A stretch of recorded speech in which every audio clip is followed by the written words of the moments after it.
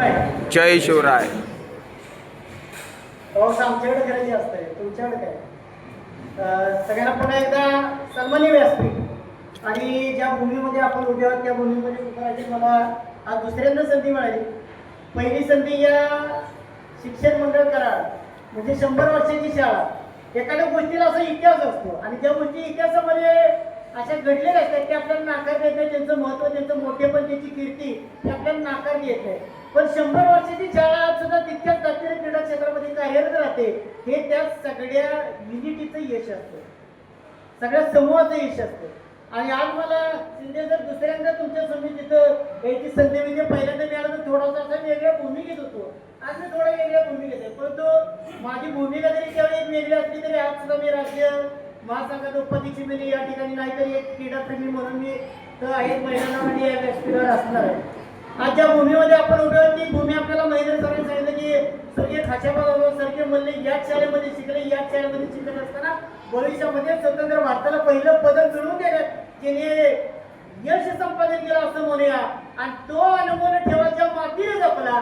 त्या कराडच्या प्रीती संगमावर पुन्हा एकदा आपण उपस्थित झाले. त्या प्रीती संगम म्हणजे कृष्णा पहिलेच्या हे अलगद मिठी मारून पुन्हा एकदा कृष्णाच्या बंगालच्या उपसागराला जाऊन देते.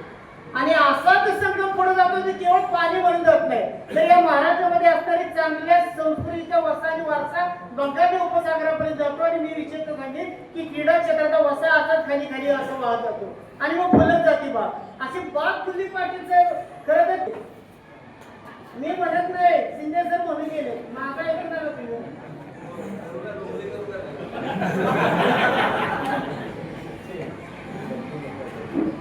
एक आयडॉल असावं लागतं, एक आयडॉल.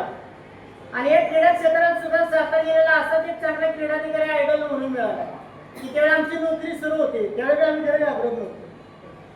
पण त्यावेळी सुद्धा असं म्हणलं की साताच्या बातम्या डॅशिंग म्हणून डॅशिंग म्हणून डॅशिंग म्हणून आणि माणूस डॅशिंग वागण्या बोललं नाही, त्याच्या कर्तृत्वानं माणूस डॅशिंग होता. आणि त्यावेळी खरं तर सातारा जिल्ह्याचं असं श्रीमंत छत्रपती शिवाजी जिल्हा क्रीडा संकुल असं बदलत गेलं आणि बदललेलं रूप बघण्याची संधी आम्हाला मिळाली. त्यावेळी सुहास पाटील साहेब त्या ठिकाणी जिल्हा क्रीडा याच्यावर कळत चढवण्याचं काम केलं ते जत तालुक्यातल्या एका खेळाडूमधून घडलेला क्रीडाधिकारी जो पूर्वीचा पुरुषाचा खेळाडू अनेक वर्ष पोपड्यांचा धावला, मातीचा धावला, धावता धावता शिवाजी विद्यापीठाच्या ट्रॅकवर धावला, बघता बघता राष्ट्रीय स्तरावर धावला आणि शिवाजी विद्यापीठाला क्रॉस कंट्रीची लांब पल्ल्याच्या शर्यतीची सगळी पदकं आणून देण्यामध्ये त्याचा मोठा सहभाग होता. ते पुढे क्रीडा शिक्षक झाले, पुढे आपल्याकडे क्रीडा अधिकारी म्हणून आले. आज तो कळत चढवण्याचं काम त्यांनी केलं. त्या युवराज नाईक यांना आपल्याला विसरता येणार नाही.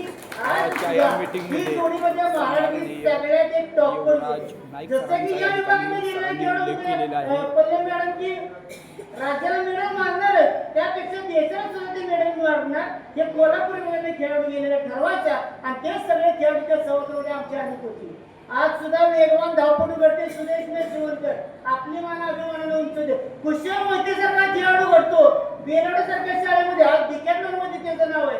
त्यानंतर आपली अनुष्का कुंभार आहे आणि काल तिचा सन्मान या कराड शहराने केला की तुम्हा आमच्या सर्वांचा अभिमान आहे ती म्हणजे तुम्हाला प्राची अंकुश देवकर म्हणजे दर्शकचा इतिहास असा घडत होतो. ही मॅडम सातारा जिल्ह्याची परंपरा आहे. खरं तर तुमची आमची ही पहिलीच मीटिंग आहे म्हणजे अगोदर मीटिंगला उपद्या हे उपाध्यक्ष पद मी सगळं बाजूला राहतं पण आपल्याला क्रीडावर मी अशी देऊ बसत नाही. क्रीडावर मी अशी जागी राहतो. मॅडम अतिशय या क्रीडा क्षेत्रामध्ये अतिशय नावलौकिक गाजवलेला नावलौकिक मिळवलेला आणि महाराष्ट्राला नेते देशाला अनेक पदकं मिळवून देणारा हा सगळा सातारा जिल्हा आहे. त्या सातारा जिल्ह्यावर तुम्ही आले माझ्या दृष्टीनं सातारा जिल्हा म्हणजे एका बाजूला बघितलं तर मला आता किल्ले सदाशिवगड दिसतोय, एका बाजूला मला आगाशिवच्या लेणी दिसतात, एका बाजूला वसंतगड दिसतो आणि त्याच्या पलीकडच्या दुर्गम भागामध्ये मग आमची क्रीडा क्षेत्रामध्ये पाठिंबा सगळी मंडळी काम करत असतात.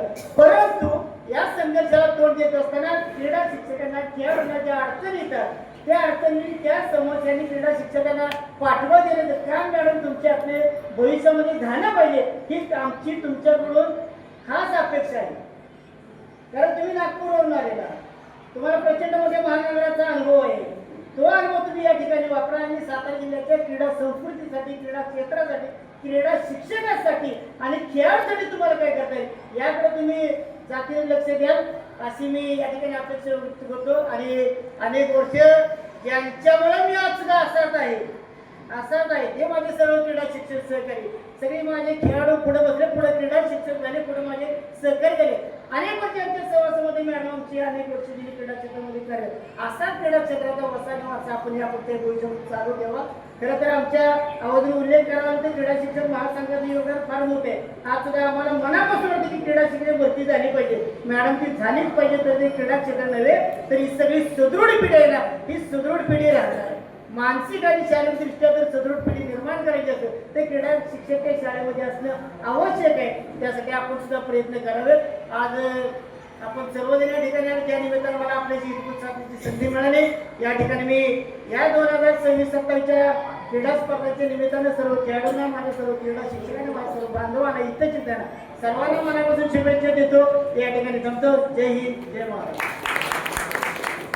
यानंतर आरवाय जाधव सर आपलं मनोगत व्यक्त करते.